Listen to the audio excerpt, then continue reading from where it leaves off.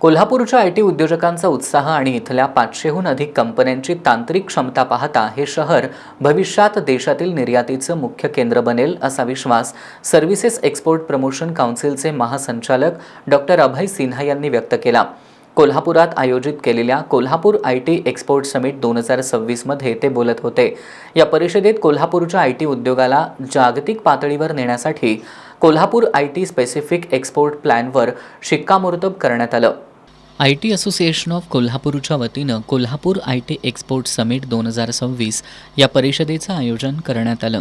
या कार्यक्रमाला services export promotion council म्हणजेच SEPCचे महासंचालक डॉक्टर अभय सिन्हा यांची प्रमुख उपस्थिती होती।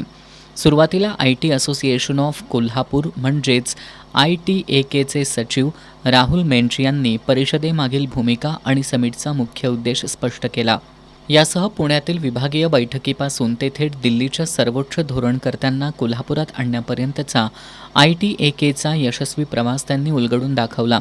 संपूर्ण भारतातील SEPC नोंदणीकृत आयटी कंपन्यांना अमेरिका भारत व्यापार पोर्टलवर अधिकृतपणे नोंदणी करून अमेरिकेत थेट सॉफ्टवेअर आणि इतर सेवा निर्यात करण्याचा मार्ग खुला झालाय। त्यामुळे कोल्हापूरच्या आयटी क्षेत्राला याचा नक्कीच फायदा होईल असा विश्वास मेंच यांनी व्यक्त केला। ITAKचे अध्यक्ष प्रताप पाटील यांनी कोल्हापूरच्या आयटी क्षेत्राची ताकद आणि इथल्या कंपन्यांची बौद्धिक क्षमता याविषयी माहिती दिली। Banking, ERP, cyber security, healthcare आणि AVGC यासारख्या अत्याधुनिक तंत्रज्ञान क्षेत्रात कोल्हापूरच्या 500हून अधिक कंपन्या करत असलेलं दर्जेदार काम त्यांनी उदाहरणांसहित स्पष्ट केलं।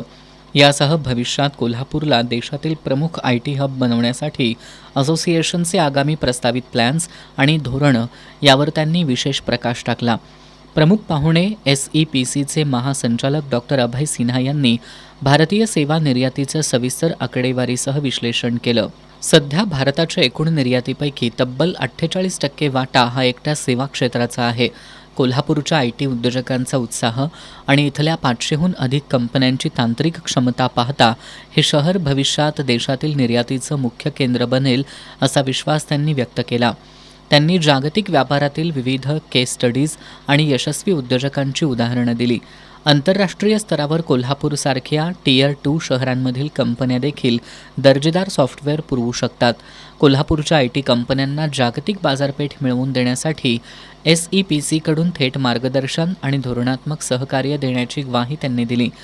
या परिषदेत कोल्हापूरच्या आयटी उद्योगाला जागतिक पातळीवर नेण्यासाठी एका विशेष कोल्हापूर आयटी स्पेसिफिक एक्सपोर्ट प्लॅनवर शिक्कामोर्तब करण्यात आलं।